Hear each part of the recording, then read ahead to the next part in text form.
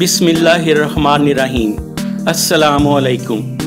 हालिया corona virus की वबा में मरीजों के साथ साथ डॉक्टरों और पैरामेडिकल स्टाफ के कोरोना वायरस से बीमार होने के बेशुमार वाक़यात रूनुमा हुए हैं, जिनमें कुछ डॉक्टर हजरात और लेडी डॉक्टरों की अमवात भी हुई हैं।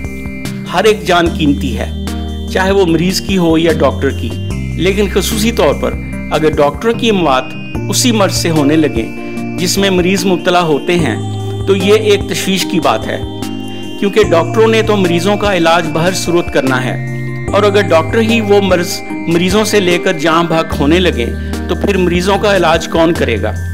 इस बहस को किसी मंतकी इंजाम तक पहुंचाने के लिए आज हमने डॉक्टर कामरान दाऊद अहमद साहब से गुफ्तगू की है।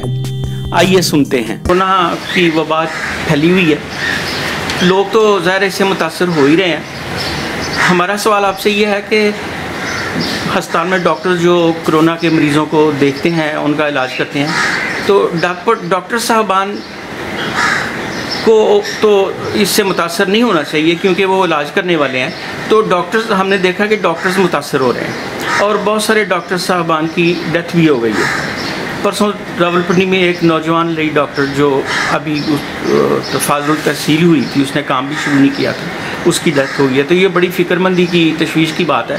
तो आप ज़रा हमें रोशनी डालें कि डॉक्टर्स जो हैं वो क्यों मुतासर हो जाते हैं। जी, बड़ा वैलिड सवाल है, लेकिन मैं ये मिसकंसेप्शन, एक गलतफहमी भी आम आवाम में पाई जाती है कि डॉक्टर्स को कैसे कुछ हो सकता है। देखिए जी, डॉक्टर्स भी इंसान हैं, आम इंसानों की तरह हैं, ठीक है। और चूँकि हमारे पेशे में हम मरीज़ों से हमारा वास्ता पड़ता है और हर किस्म के मरीज़ से हमारा वास्ता पड़ता है, जिसको कई तरह की बीमारियां हो सकती हैं, और उनमें से बहुत सारी बीमारियां मुतअद्दी होती हैं जो एक बंदे से दूसरे बंदे को लगती हैं। जी, ना सिर्फ ये, बल्कि हम doctors, nurses, paramedical staff, junior staff जो होता है, ये लोग, हम पेशेंट्स के ब्लड सैंपल्स भी लेते हैं, हम उनकी जो जिस्म की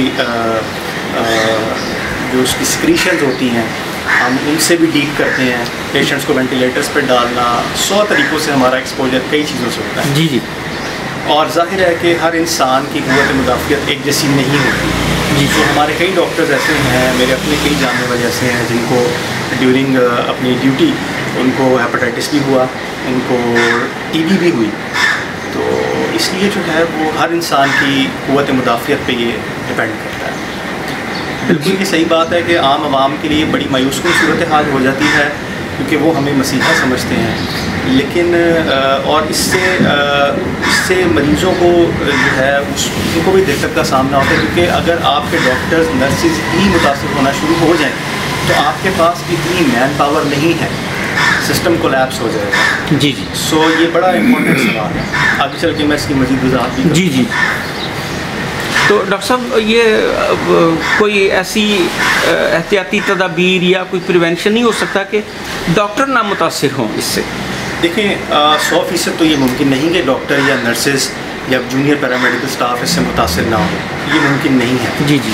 लेकिन इसमें जो अब तक की आपके इल्म में होगा कि दुनिया में कई वैक्सीन्स, कई अद्वियात, उनके तजर्बे जारी हैं, जी जी, रिसर्चेस जारी हैं, लेकिन जो अभी तक की हतमी चीज़ है वो सिर्फ़ और सिर्फ 2 चीज़ें हैं।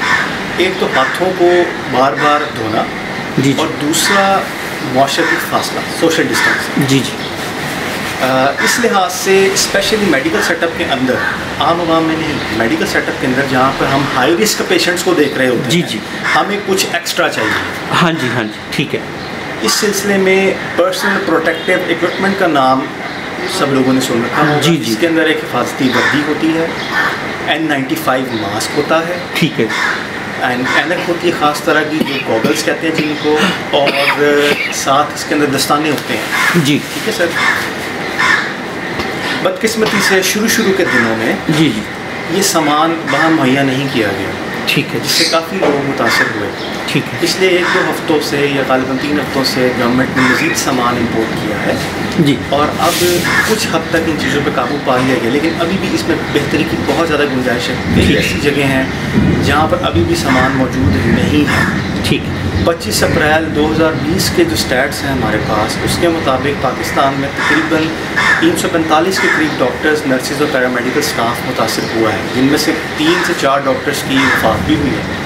جی سو اس کا صرف اور صرف ایک ہی حتمی حل فی الحال ہے کہ پرسنل پروٹیکٹیو اکوپمنٹ ایسے ڈاکٹرز کو مہیا کیا جائے جو کہ ہائی رسک پیشنٹس کو ڈیل کرتے ہیں۔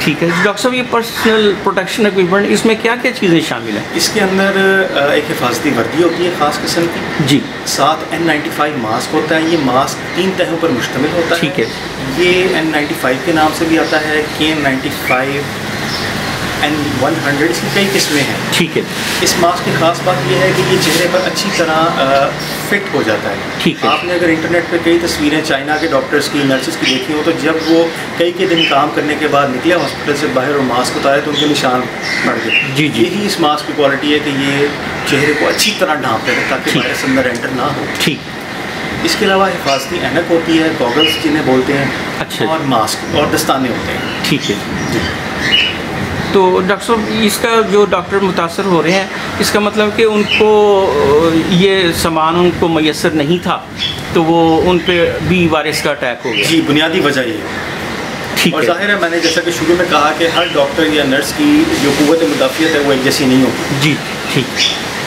ٹھیک ہے ڈاکٹر صاحب، آپ نے روشنی ڈالی اس بات کے اوپر، تو بڑی اچھی معلومات ہمیں حاصل ہوئی، تو آپ کا بہت بہت شکریہ۔ خدا حافظ۔ ڈاکٹر کامران داؤد احمد صاحب سے گفتگو کا حاصل یہ ہے کہ کرونا ایک متعدی مرض ہے جو ایک انسان سے دوسرے کو قربت کی وجہ سے منتقل ہوتا ہے۔ اس مرض کے ڈاکٹروں کو منتقل ہونے کی روک تھام اس طرح کی جا سکتی ہے کہ ڈاکٹر وہ حفاظتی لباس، دستانے، خصوصی ماسک جس کا نام N95 ماسک ہے، آنکھوں کے اوپر خصوصی اینک استعمال کریں۔ حفاظتی ماسک اور لباس صرف ایک دن استعمال کے بعد ناقابل استعمال ہو جاتا ہے، لہٰذا دوسرے دن نیا ماسک اور حفاظتی لباس ڈاکٹروں کے پاس موجود ہونا چاہیے۔ اگر ایک دن بھی خصوصی ماسک جو کہ N95 ہوتا ہے اور نیا لباس مہیا نہ ہو تو مذکورہ ڈاکٹر صاحب کو کرونا مرض لاحق ہونے کے 100% مواقع موجود ہوتے ہیں، اور روزانہ کی بنیاد پر ڈاکٹر صاحبان اپنے خرچ پر یہ سامان حاصل نہیں کر سکتے۔